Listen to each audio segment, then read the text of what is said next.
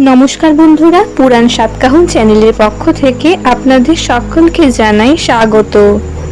বাস্তুশাস্ত্র অনুযায়ী রান্নাঘরে কিছু নির্দিষ্ট জিনিস রাখলে আর্থিক উন্নতি এবং সমৃদ্ধি বৃদ্ধি পায় ও মা অন্নপূর্ণার আশীর্বাদে ঘরে অন্নের ভাণ্ডার সর্বদাই পরিপূর্ণ থাকে।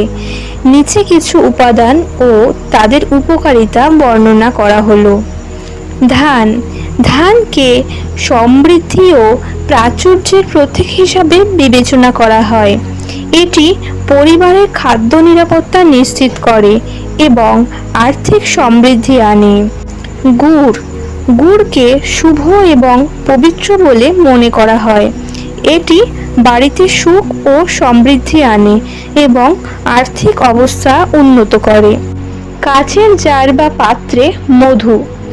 বাস্তুশাস্ত্র অনুযায়ী মধু সমৃদ্ধির প্রতীক এবং এটি রান্নাঘরে থাকা পরিবারের সদস্যদের মধ্যে মধুর সম্পর্ক ও আর্থিক স্থিতি বাড়ায়। লাল রঙের জিনিস। রান্নাঘরে লাল রঙের জিনিসকে প্রাধান্য দিন। লাল রং শক্তি এবং সমৃদ্ধির প্রতীক। রান্নাঘরে লাল রঙের জিনিস যেমন লাল মরিচ বা লাল রঙের পাত্র রাখা শুভ। নুন। নুন নেতিবাচক শক্তি দূর করে এবং ইতিবাচক শক্তি বৃদ্ধি করে। রান্নাঘরে একটি কাচের পাত্রে নুন রাখা অর্থনৈতিক স্থিতিশীলতা বজায় রাখতে সহায়ক। গোলমরিচ। গোলমরিচ রান্নাঘরে রাখলে আর্থিক অবস্থার উন্নতি হয় এবং শত্রুদের থেকে সুরক্ষা পাওয়া যায়।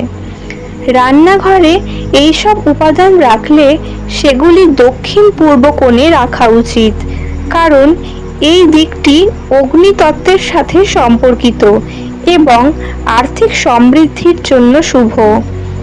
বাস্তুসিদ্ধ পাত্র।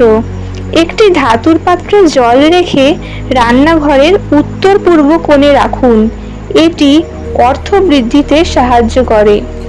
লক্ষ্মী ধনকুবের যন্ত্র। এটি রান্নাঘরের উত্তর দিকে রাখুন। এটি আর্থিক সমৃদ্ধি এবং স্থায়িত্ব আনে। রান্নাঘরে মা অন্নপূর্ণার ছবি বা মূর্তি রাখলে শুভ ফল পাওয়া যায়। এটি উত্তর পূর্ব দিকে রাখুন। এটি শুভ ফল দেয় এবং রান্নাঘরে ইতিবাচক শক্তি বজায় রাখে। রান্নাঘর সবসময় পরিষ্কার ও সুশৃঙ্খল রাখা উচিত।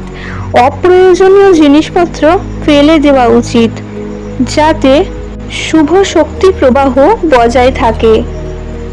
এসব জিনিস বাস্তু অনুযায়ী রান্নাঘরে রাখলে আর্থিক উন্নতি ও সমৃদ্ধি বৃদ্ধি পায়, টাকা পয়সার অভাব দূর হয়।